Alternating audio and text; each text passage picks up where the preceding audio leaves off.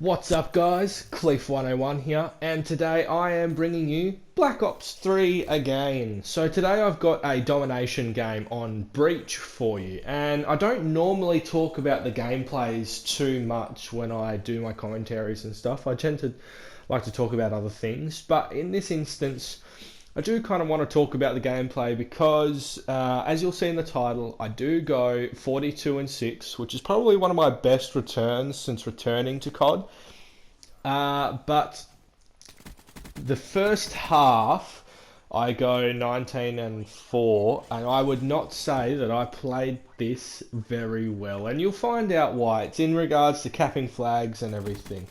Now, for those that have never played with me or ever watched me play Domination, I'm a big objective player. I like to play the objective, which generally means my kills and deaths aren't particularly great, which is why I don't get a lot of footage of Domination.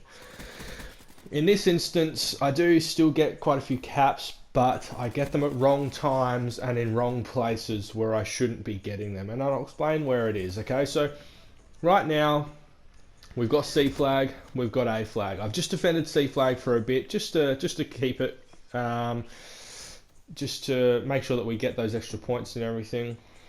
But this is my mistake that I do here, okay? You can see me going back to the C flag to cap it, and I should not be doing this. We've got A and B, we're getting double the points what the enemy is. What we should be aiming to do is maintain A and B, or if we've got C and B, then C and B, and leave A. We want to be leaving them in one particular flag point to be able to give them a spawn trap sort of thing.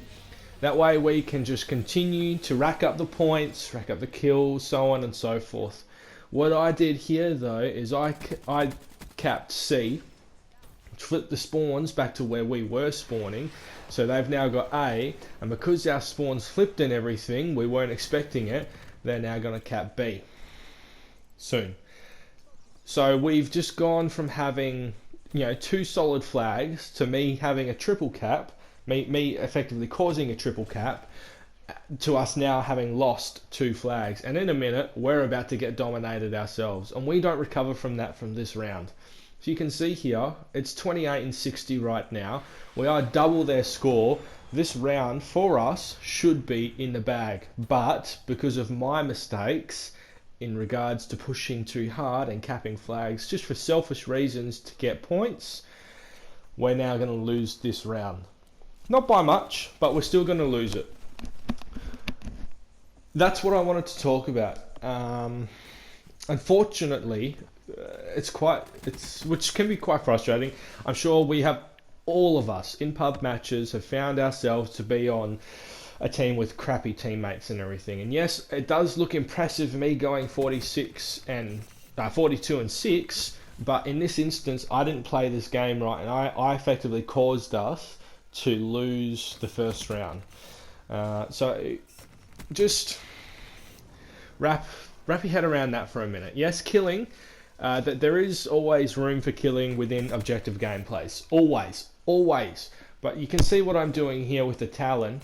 What I should be doing with the talon is moving up to keep people off of the other flags and away from our flag to be able so that we can cap that B flag. But what I'm doing is I'm completely avoiding that B flag for my own personal selfish reasons.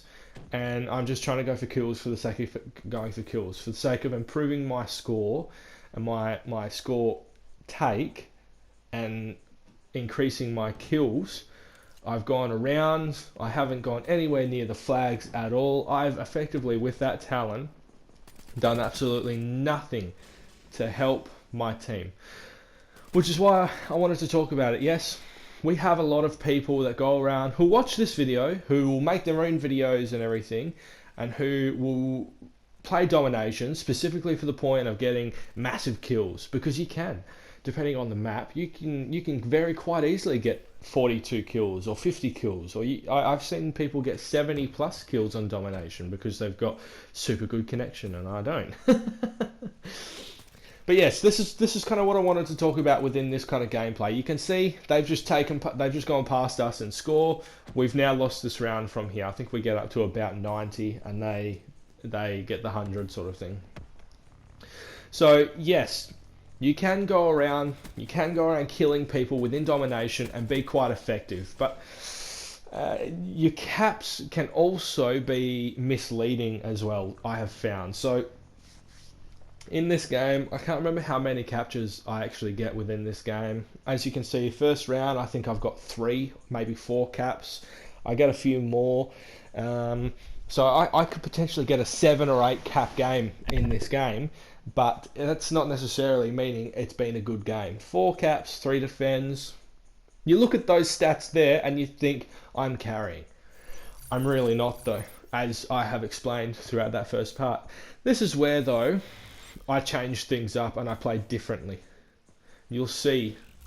And because I've played differently, I am obviously the sort of powerhouse on my team at the moment. I'm obviously the bloke that's having the best game on my team.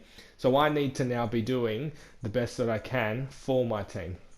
Whereas in the last match I wasn't. So I'm now sort of taking this upon myself to be able to do what I need to. I'm not putting myself in stupid positions.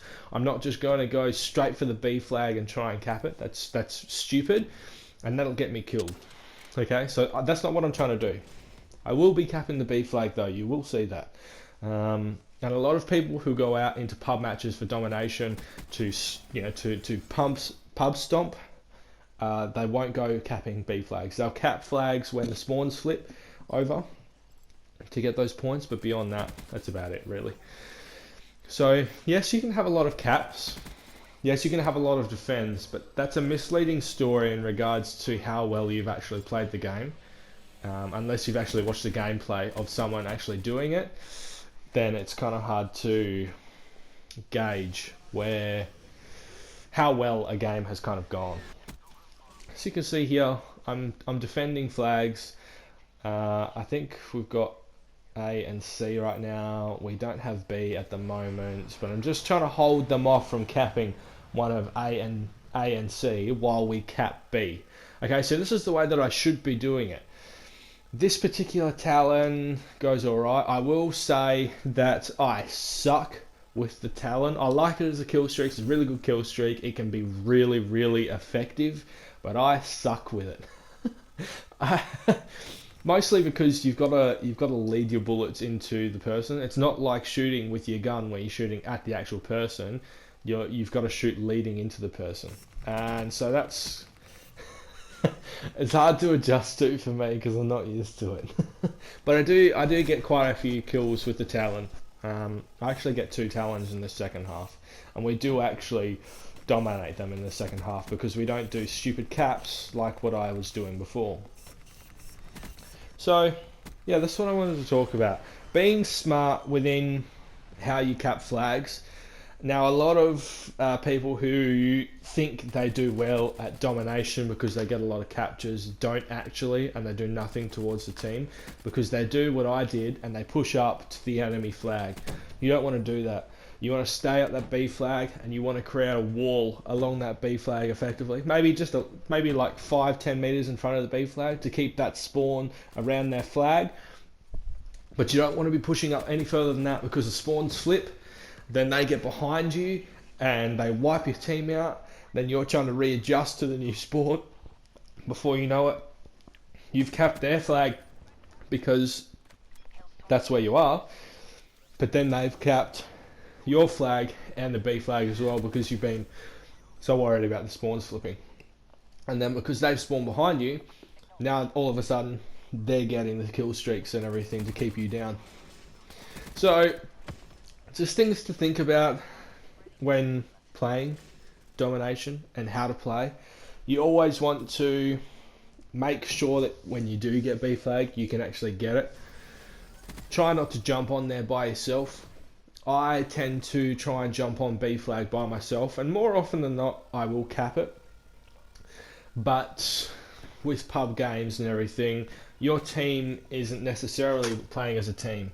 They're playing kind of by themselves. So to be able to work as a team, you got to stick together as a team. So if you're playing by yourself within a domination match, instead of running away from your team and doing your own thing and trying to cap flags, because all you're going to do is you're going to do one of two things.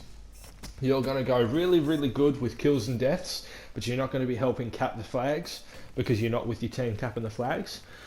Or you're going to be constantly trying to cap flags, dying a lot, and feeding the enemy with a lot of kills. So you want to stick with your team as much as you can within Domination, especially if you are playing with a bunch of randoms. Because that way, if one person jumps on the flag, you're all on the flag. And the only way that you're all going to be killed is if someone lobs like a grenade or something on there, which does happen quite often. This is a complete waste of my specialist class. I am actually using this at the moment, this specialist class, because it's double experience. So everything that I do while that's running is earning me double experience, double points, which is effectively earning me quadruple points while I'm actually running this particular specialist. So yeah, jump on that with double experience if you're gonna be running double experience. I've actually gone up pretty much a prestige in this double experience. So that's what I wanted to talk about, guys. That's what I'm going to leave you with. The final score is 42-6, and my caps and defends are something. It's going to come up in a second. 7 and 8. I'll see you guys later.